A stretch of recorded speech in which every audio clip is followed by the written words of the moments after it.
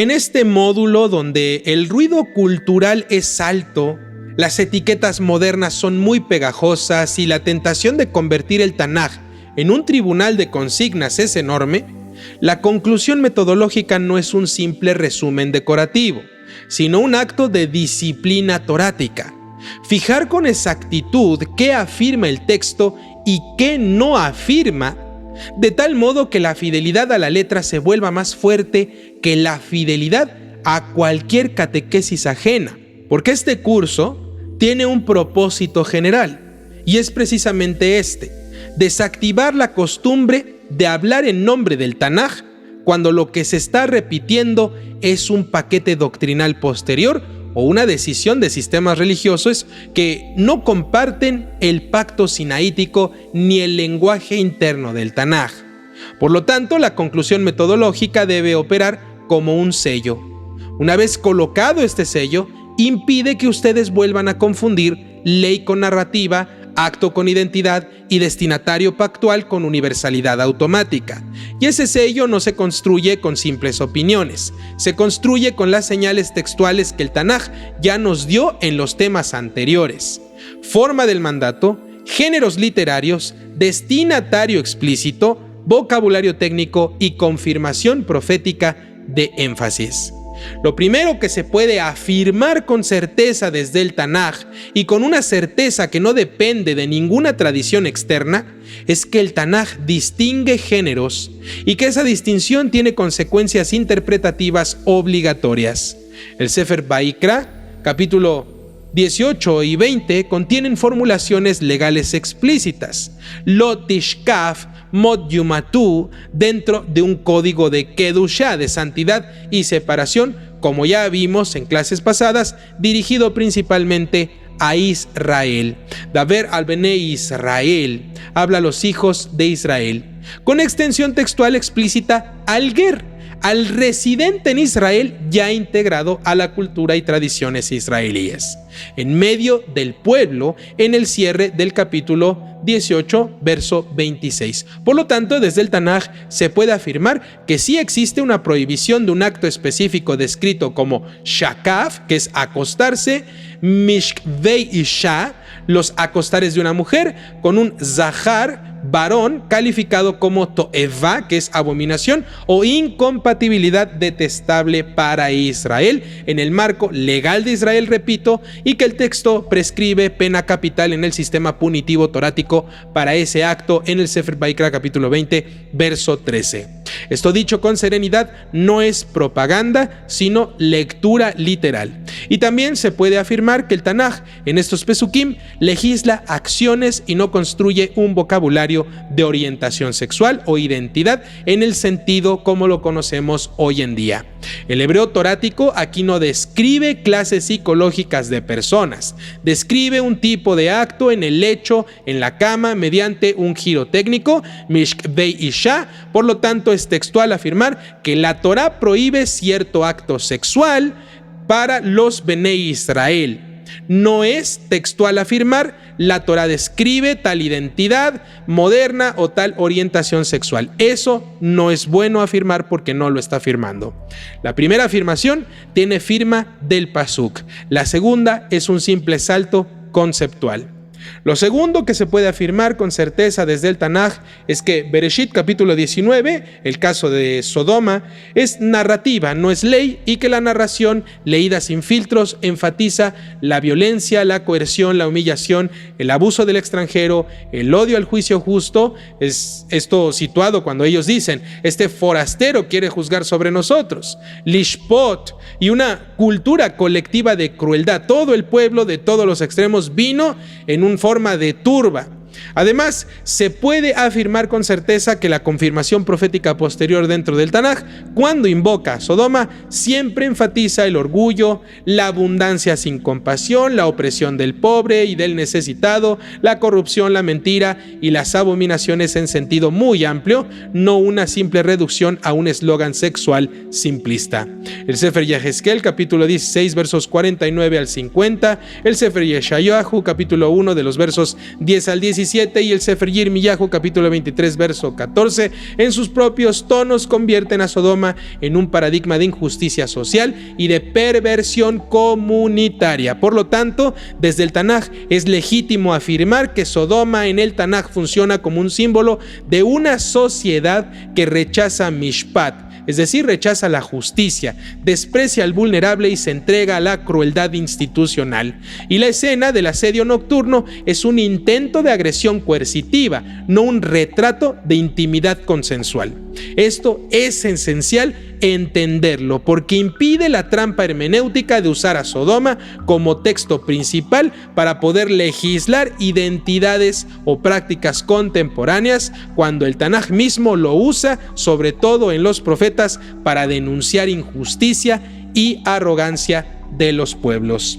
Lo tercero que se puede afirmar con certeza desde el Tanaj es la regla metodológica que emerge de esos dos bloques. No se deriva código legal universal a partir de relatos y narrativas, y no se debe reemplazar el texto legal por etiquetas narrativas tampoco. La Torá legisla donde sabe legislar, la narrativa muestra donde sabe mostrar. Quien quiere convertir Sodoma en una ley estará ignorando que el Tanaj ya contiene leyes explícitas en Vaikra sobre actos específicos para los Benei Israel, para los judíos. Y quien quiera interpretar Vaikra a través de Sodoma estará mezclando géneros y borrando vocabulario técnico. Desde el Tanaj, el camino correcto es el inverso. Si se quiere hablar de ley, se lee la ley en su propio marco. Si se quiere hablar de Sodoma, se lee Sodoma como relato con su propio énfasis y se verifica su significado por el uso profético posterior. Esta metodología no es una preferencia, es obediencia a la forma misma del texto. Ahora, lo que no podemos afirmar con certeza desde el Tanaj, y aquí es donde el módulo se vuelve honestamente restrictivo, es toda afirmación que requiera traer un marco extratextual para completar lo que el Tanaj no define. No se puede afirmar desde el Tanaj una teoría universal de homosexualidad como identidad porque el Tanaj no utiliza esa categoría conceptual. Se puede hablar de actos legislados, sí, pero no de identidades modernas. No se puede afirmar desde el Tanaj que Sodoma fue destruida por homosexualidad entendida como categoría moderna, porque el relato enfatiza coerción y violencia colectiva, y la confirmación profética enfatiza injusticia social y orgullo. Afirmar lo contrario es filtrar el texto con una doctrina completamente ajena, mentirosa y perversa para controlar a las masas como a ellos le placen. No se puede afirmar tampoco desde el Tanaj cómo se aplicaban exactamente los procedimientos judiciales de pena capital en cada caso, porque el Tanaj legal da indicaciones generales, pero no nos entrega en la forma de este curso, es decir, sin que yo traiga tradición oral, un sistema procesal completo para cada delito. Por lo tanto, convertir el Sefer Vaikra, capítulo 20, verso 13, en un manual de aplicación contemporánea es una extrapolación sin permiso textual. Y además sería una absurdez, porque si las naciones quisieran aplicar esto a las personas homosexuales o las religiones e ideologías imperantes tratan de aplicar esto, no se puede, porque esto está legislado exclusivamente para los Benei Israel. Tampoco se puede afirmar desde el Tanaj que toda toevá es idéntica en naturaleza o gravedad, porque el Tanaj usa toevá para múltiples fenómenos y conductas del pueblo de Israel, en específico la idolatría, las prácticas cultuales, fraudes, etcétera, etcétera. Esto ya lo abordamos en temas pasados. Y el término funciona también como marcador de repulsión o incompatibilidad con el orden divino, no como clasificación moderna unívoca. Y este orden divino, dado a los Benei Israel, lo vuelvo a repetir. No se puede afirmar tampoco desde el Tanaj que el Tanaj pretenda legislar para todas las naciones con estos pesukim de Vaikra como código universal, porque el destinatario explícito es, y lo vuelvo a repetir, Israel. Y cuando hay extensión es al ger que vive dentro del pueblo de Israel. Universalizar a toda la humanidad requiere un paso que el texto nunca afirmó con su lenguaje de toda carne o todas las naciones en forma de mandato legal. Tampoco se puede afirmar desde el Tanaj una equivalencia automática entre la condena legal de un acto y un permiso para humillar a los seres humanos. El Tanaj puede calificar actos como toevá y aún así exigir justicia, compasión y prohibir opresión del prójimo y del extranjero. Y sobre todo, la tradición profética dentro del Tanaj nos da el criterio moral mayor. Una sociedad que se obsesiona con condenar pecados sexuales mientras oprime al pobre o corrompe sus tribunales se parece más a Sodoma que a una sociedad orbitando Kedushá. Desde el Tanaj, esa es una afirmación profundamente textual, porque Yeshayahu, Yehezkel y otros Nevi'im vinculan la culpa de Sodoma con la injusticia, no con un moralismo selectivo que se basa en la homosexualidad. Por lo tanto, una lectura doctrinal que convierta estos textos en licencia para la crueldad estará contradiciendo el uso profético de Sodoma como espejo de crueldad. Esto también es metodología.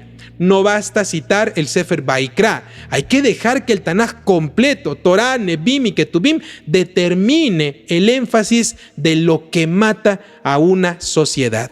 Y hay un punto final, quizá el más importante, que el Tanaj mismo nos obliga a aceptar si es que queremos evitar el error de convertir relatos en códigos universales. El texto nos permite afirmar con claridad aquello que se atreve a formular con claridad también.